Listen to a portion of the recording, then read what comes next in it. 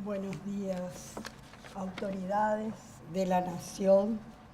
Buenos días a la directora general de la Embajada Mundial de Activistas por la Paz, al embajador mundial de la Embajada de Activistas por la Paz, William Soto, a la presidenta de la Comisión de Derechos Humanos, Mirta Usinski, la directora de Derechos Humanos del Ministerio de Relaciones Exteriores, ministra Nimia da Silva, al cónsul del Estado de Israel, abogado Alejandro Rubín, y a todos los presentes, senadores, amigos, profesores, que me han honrado con convocarme para hablar en este momento. Tengo que hacer una aclaración. Creo que todos estos títulos de doctora, especialista en el Holocausto, todo eso realmente es demasiado para mí. A pesar de que he estudiado historia, que tengo un doctorado, me he dedicado principalmente a la literatura. Tengo ciertamente un trabajo que consta de 2 partes y se titula Experiencia y consecuencia de una visita a Auschwitz-Birkenau. La primera parte se refiere a la historia, son consideraciones históricas sobre el Holocausto. Y la voy a cortar mucho porque creo que se ha hablado suficientemente del tema y con el documental que hemos visto hemos tenido muy presente lo que ha sido aquello. Quiero simplemente mencionar algunas cosas de ese trabajo histórico para decir que ciertamente esa discriminación contra el pueblo judío viene desde los inicios de la historia del pueblo hebreo, debido a que era considerado el pueblo elegido de Dios. Y generalmente también ha sufrido dispersiones antes de la diáspora que sucedió después de la segunda destrucción del Templo de Jerusalén en el 70 después de Cristo. Estos sentimientos de intolerancia y rencor se manifestaron en los albores de la historia hebrea y siguieron cobrando intensidad en el Imperio Romano luego de la conversión de Constantino, del emperador Constantino al cristianismo, y aún luego en la Edad Media con la prédica de la Iglesia Católica, considerando a los judíos como el pueblo deicida responsable de la muerte de Jesucristo. La reforma de Martín Lutero puso también su acento en este sentimiento que crecía sobre todo en la población de menos, de menos recursos, en la población humilde. Esta segregación impidió a los judíos estudiar, ejercer profesiones liberales, imposibilitados de trabajar y adquirir tierras labrantías. Los judíos se limitaron a practicar oficios de vendedores ambulantes, tenderos, comerciantes de baratijas, los más humildes, y a dedicarse a las actividades financieras como préstamos a interés y al comercio en oro y plata, aquellos que lograron progresar económicamente. Y ese ascenso ha provocado la envidia de las sociedades en las cuales, los judíos vivían no integrados precisamente. El pueblo judío, las comunidades judías sufrieron siempre la marginación y se aislaron incluso como medio defensivo para justamente conservar su religión, sus tradiciones, sus costumbres y hacer, como una barrera contra la violencia que tuvo sus diversos grados en los diversos países europeos, sobre todo en la Europa del Este y posteriormente extendida a todos los pueblos. Ustedes saben que en España fueron expulsados en 1492 por los reyes católicos, y no fue la primera ni la última expulsión. Ahora, en el siglo XVIII se presenció un gran vuelco en cuanto a la actitud hacia el pueblo judío, hacia la población judía, a consecuencia de la Revolución Francesa, que les dio la ciudadanía a los judíos que vivían en Francia. Ese decreto de independencia y de, digamos, paridad con los ciudadanos franceses fue emulado por distintos pueblos en Europa y no con mucho entusiasmo por algunos, pero sí con bastante, en una forma bastante general, a pesar de que no todos aplicaron el decreto instantáneamente. En Alemania, en Austria, se tuvo que esperar 20 años para que de palabra, de letra, en la letra, se les diera la paridad. Ahora, en el siglo XIX, nace en Alemania un movimiento antisemita organizado, que luego se llamó Partido Antisemita, que propiciaba la persecución y la solución judía, que puede considerarse el antecedente próximo de la política racista del régimen nazi en relación a las minorías raciales, no solamente la judía, también la gitana y además personas discapacitadas, débiles mentales, eran considerados infrahumanos y pensaban, ¿verdad?, que ponían en peligro la pureza de la raza aria. Es la primera vez con este primer partido que se puede considerar un antecedente del racismo que manifestó el partido nazi con sus pavorosas consecuencias. Es la primera vez que el sentimiento antijudío se vuelve racial. Es la primera vez que se habla de antisemitismo, poniendo la raza como principal motivo de discriminación, ¿verdad? El Holocausto presenta una peculiaridad que sobrepasa todas las atrocidades de la historia, al establecer campos de exterminio y fábricas de muerte científicamente diseñadas para matar gente que creía inferior y deshacerse de los cadáveres con la mayor velocidad y eficacia posible. Si estamos reunidos hoy meditando sobre el Holocausto, es porque sabemos que los crímenes contra la humanidad de esta naturaleza no deben repetirse jamás, y somos responsables de mantener la memoria. Ahora entra la parte en que yo les voy a hablar como lo que verdaderamente soy, como poeta. Les voy a hablar de la experiencia y consecuencias de mi visita a Auschwitz-Birkenau. Luego de esta mirada retrospectiva a la historia que antecede al Holocausto, deseo compartir mi impresión y las consecuencias de la visita que hice en el 2012 al campamento de exterminio Auschwitz-Birkenau.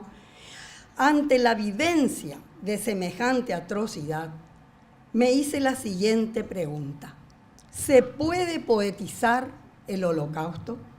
Me remonto a 1986, año de mi primera visita a Israel y al Museo Yad Vashem, en cuya entrada se expone un zapatito de loneta con las marcas de los dedos de un niño pequeño. Ya entonces me sacudió la impresión y surgió el primer poema sobre el genocidio más grande y calculado del siglo XX, El zapatito vacío. La decisión de conocer un campo de concentración latió desde entonces en mi interior. Ahondar los conocimientos sobre el fenómeno irracional del Holocausto y la idea de que todo cuanto un escritor ve y experimenta se transforma posteriormente en palabra escrita, me hace pensar que contemplar las nefastas instalaciones del mayor campo de exterminio del régimen nazi no podía quedar en silencio. El recorrido fue silencioso, paso a paso, anonadante, revelador de una realidad leída o vista en fotos, documentos, películas, pero nunca palpada en el mismo sitio del horror. Pisar los mismos senderos, estar de pie en los mismos patios, en el lugar de los fusilamientos, de la horca, las barracas, las celdas de castigo, las alambradas de sus púas brillando al sol, las frías cámaras subterráneas, los hornos en ese momento ardientes para mí, como entonces, las chimeneas sin el humo levantándose hacia el cielo, y pensar que ese humo eran personas de carne y hueso transformadas y que ese humo negro eran ellas, las víctimas. Y posteriormente en Birkenau, ver las vías de los trenes, las barracas de madera hasta donde se pierde la vista, correctamente alineadas, los estanques, tan inocentes ellos, prestos a recibir las cenizas de tanta vida, y más allá, el bosque, la esperanza imposible de llegar hasta el amparo de los árboles, las alambradas de espino, las casetas atentas en el aire observando cada movimiento, cada intento de libertad. ¿Cómo semejante experiencia deja a un ser humano? ¿Cómo semejante experiencia va a dejar a un ser humano sin una reacción? ¿Cómo no sentir la necesidad de gritar contra la ignominia, no narrar lo que se ha visto, no cantar a esas muertes la elegía más triste de la historia? Ya en ese momento pensé que no podía quedarme callada, yo que pasaba el día entero entre palabras. De vuelta al Paraguay, la impresión persistía, el interés creció, me adentré en lecturas, en la literatura referente al tema, documentos, libros testimoniales, en la relectura de la Kabbalah. La idea de escribir no cejaba. Pasado un tiempo me di cuenta de que no estaba en condiciones de escribir una novela, o un cuento, o un testimonio. Solo la palabra poética libera y transfigura la realidad, llevándonos al conocimiento más profundo. Solo ella podía ser el vehículo que, en ese momento, me ayudase a dar testimonio de aquella barbarie y a la vez me ayudase a hacer una catarsis, un intento de reinventar con palabras aquella realidad irracional. ¿Cómo hacerlo? ¿Cómo tocar un tema tan doloroso sin ofender a los sobrevivientes y a la memoria de las víctimas? ¿Cómo, no siendo judía, atreverme a hablar de algo que no me había sucedido personalmente y trabajar con el verbo cuando de vidas humanas se trataba, sabiendo que un poema no es la mera liberación de la emoción, sino un andamiaje minucioso de palabras que reconstruye a partir de la emoción un poema que es trabajo, cálculo, rigor, autenticidad, inteligencia, en la misma medida que la sensibilidad herida. Temí no ser capaz y sobre todo herir a los que ya han sido tan heridos por la vida. Temía equivocarme. Pero por otro lado, ¿cómo callar? ¿Cómo, pudiendo decir algo, asustarme de las consecuencias de mis propias palabras? ¿Cómo no intentar expresar lo que la violencia había matado y enmendar la injusticia, aunque más no fuera con el dolor puesto en el papel? Superadas las primeras dudas, tomé la decisión de optar por la poesía que canta e inicié mi tarea a partir de los dos poemas anteriores, El zapatito vacío, del cual les mencioné, e Ignominia, que da título a este libro, inspirado en una imagen de la lista Schindler. Así nació la primera parte del poemario Holocausto, que inicialmente pensaba titularlo Tras las huellas del Holocausto. En ella se describen como en una elegía fragmentada los distintos aspectos del horror, la naturaleza que rodea el campo, el bosque que ilumina los ventanucos desde las sombras fosforescentes de la noche en duelo, y comparte la desdicha de las víctimas desde una rama dorada por el otoño que se conduele de los ultrajes de la demencia, dejando caer el lloro silencioso del árbol herido. Y los viajes en tren, encerrados como ganado por aquellas vías a lo largo de un mapa sin retorno, las ruedas que engullen la distancia como serpientes que silban y se muerden la cola, y la muerte, la terrible muerte que es llamada a veces desde ese presente horrendo como si fuera una amiga compasiva que libera del sufrimiento insoportable. Pasado y presente se entrelazan. En las noches del insomnio, en las barracas, se avivan los recuerdos de un tiempo que se fue. Eso pienso que les habrá pasado. La vida anterior al suplicio. Entonces vuelven las imágenes, por ejemplo, de aquel mantel bordado con migas de pan ácimo en las noches de los viernes, que contrasta con la terrible entrada en las cámaras de gas subterráneas, cuando una madre le dice a su hija pequeña, dame la mano, caminemos juntas tal cual llegamos al mundo. El día de nuestro nacimiento, cuando danzó el corazón de nuestros padres alrededor de la cuna. Pero los malos recuerdos persiguen a la víctima y entre los gritos de la desesperación y la agonía se rememora la irrupción de las SS interrumpiendo la intimidad somnolenta de un piso de alquiler, desparramando los juguetes por el suelo con el ímpetu de su entrada triunfal, porque triunfalmente entraban llevándose todo por delante. Al contemplar ese lugar donde tantas personas murieron de pie durante las esperas interminables después de las jornadas de trabajo forzados, el poeta recurre a las palabras para rescatar ese momento del olvido y ve lo que no pudo ver. Las cuerdas del cansancio estrangulan el aliento en el medio del patio desolado, al claro de una luna que se avergüenza.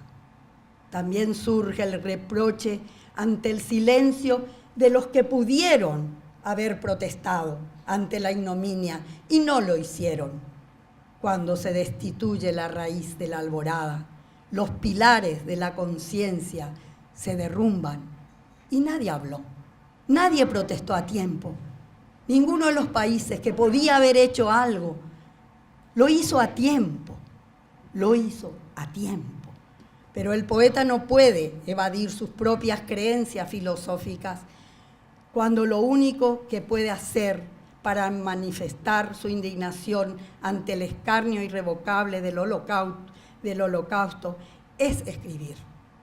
No puede dar la espalda a su concepción de una vida futura en el después de la muerte y surge la segunda parte del poemario, llamada Salmos, como un llamado de justicia, como una necesidad de esperanza en algo que enmiende semejante atrocidad, aunque sea más allá del suplicio, y suplique un rechazo absoluto al hecho inconcebible de que la vida de tanta gente inocente haya acabado con esa clase de muerte y se convierta en una humareda simplemente.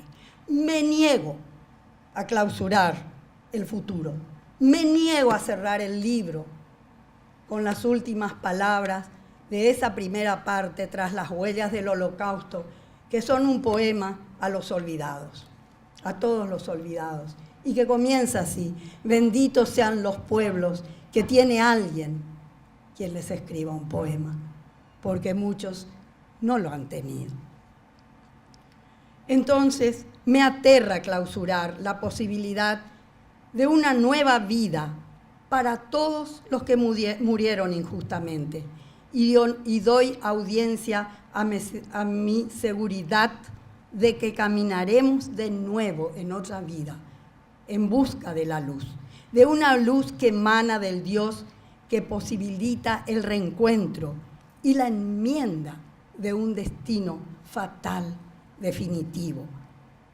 Pienso en los judíos, en los gitanos, los grandes olvidados del Holocausto, en todos aquellos que murieron por motivos raciales, por sus convicciones, por su oposición al régimen, en los comunistas, los prisioneros rusos, polacos, los eslovacos, los testigos de Jehová, los homosexuales, los minusválidos, los incapacitados, los dementes, los miembros de la resistencia, católicos y protestantes que no estaban de acuerdo, los alemanes opositores al nazismo, los que murieron por salvar judíos, la plana mayor de los ejércitos conquistados, arrasada, la intelectualidad de Alemania y los países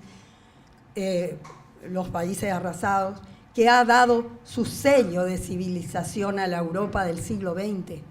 Todos esos sabios. Pensemos en Albert Einstein, lo que ha dado a nuestra humanidad.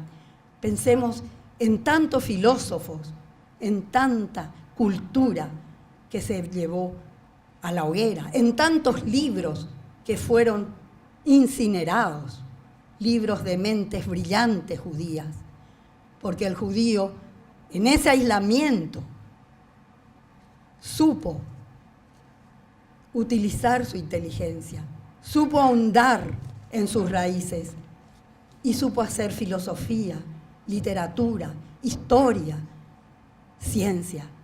Todo eso no podía quedar en una hoguera, en una humareda. Yo me niego a que todo eso quede en algo que no se pueda cambiar. Y ruego a Dios, porque estas ideas mías de vidas futuras, y hablo en plural, y de evolución hacia la luz del ser innombrable, no sean un mero ejercicio poético o filosófico, sino una futura realidad en un universo infinito en el cual tampoco somos los únicos. Gracias.